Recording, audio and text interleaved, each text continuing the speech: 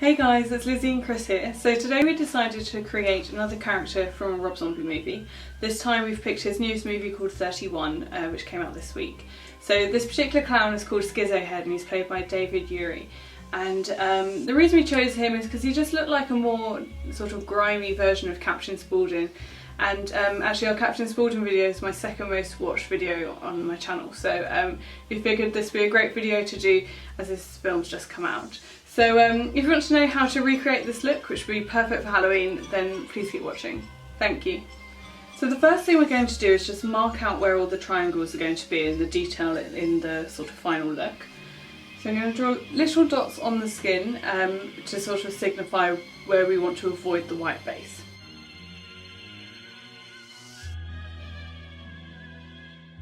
Okay, so everything outside of this sort of rough shape needs to now be white. Now for that I'm going to use a beauty blender, but you can use a brush or any other type of sponge. So I've chosen to do the sponge because it doesn't leave brush marks like a brush does, so it just makes it look a bit more worn into the skin. You want to take the white far back into the hair as well because the wig is placed quite far back on the head. Now I'm going to take a blue face paint and then draw in the triangles and then the blue at the corners of the mouth.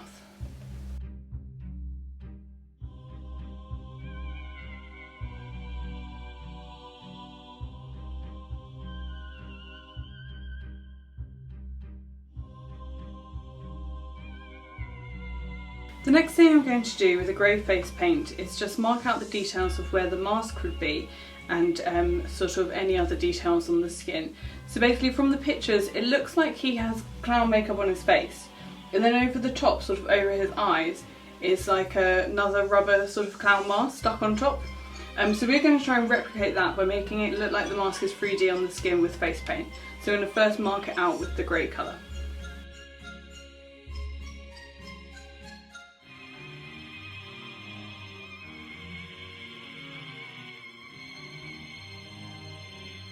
So I've just zoomed you in a little bit because the grey I use is quite light, just so you can see the detail of where I've drawn the outline of the mask. Now it's really just a rough guide as to where we're going to draw the shading and things later. So the next thing I'm going to do is add the black face paint around the eyes. If you close your eyes for me. You take that up to the blue. Next we're going to take a black eyeshadow and we're just going to go around the outside of the mask again, now that we've mapped out where we want it to be.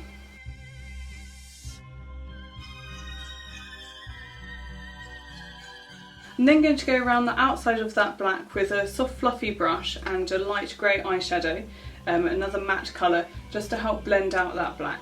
The reason I chose to use eyeshadows instead of face paint is because they are a lot easier to blend. Now you want to keep the harshest line on the inside of the mask and then blend it outwards.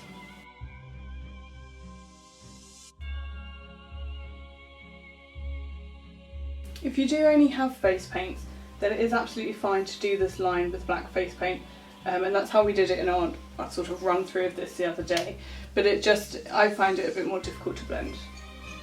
Now I'm going to take that same grey eyeshadow and just go around the outside of the top parts of these triangles. I've left his nose blank because I keep leaning on it, as you most probably can tell. Next I've mixed up a pale orange shade. I'm just going to do that on the outside of the triangles, and for that I'm using quite a rough stippling brush. I'm just going to dab the colour on. Dab? Tap? Dab. Dab. Dab. Mixture of the two? Dabbed. Dabbed. The reason you want to tap it is because you want the colour to look a bit uneven, and also you don't want it to start mixing with the blue or the white because then it will cause green and then also a lighter yellow. We don't want that. So what we're going to do now is just draw the orange circles underneath the eyes, and they go on the outside of the triangle. Again, they don't have to be too even. This makeup sort of looks like he's been wearing it for days and slept in it, so it really doesn't have to be neat. Now once the orange has dried, you just want to go around the outside of them with the grey, and then also outside the triangle. And then also with that grey, you just want to draw some lines down the sort of smile lines from your nose. And then carry them around the curves of the nostrils. Then tickle. Now as we've pretty much done the face, I'm going to finish off the nose. So we're going to draw a circle on the end. Please face me.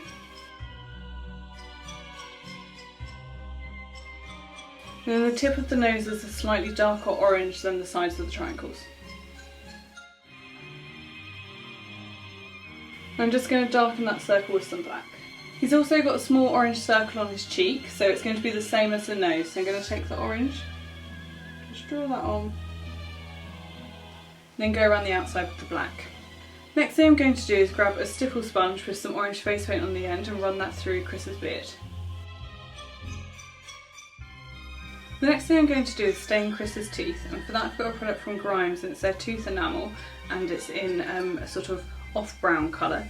Now if you're going to be using this just for yourself, you can use the brush that it comes with, but if not then use a disposable brush or dip another brush in and clean it in between each time. You've got to dry your teeth off first so there's not so much moisture on there, so that the product can stick to them a lot better.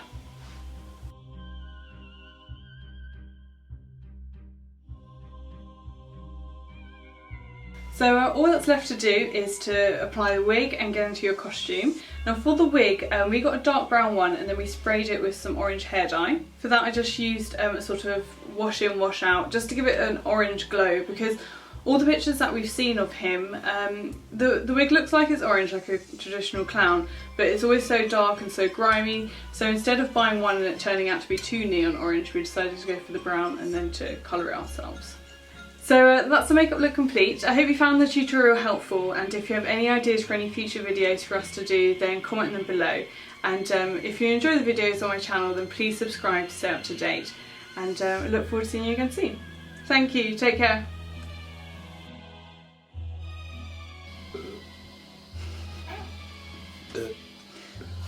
Sorry. Thank you. You're welcome.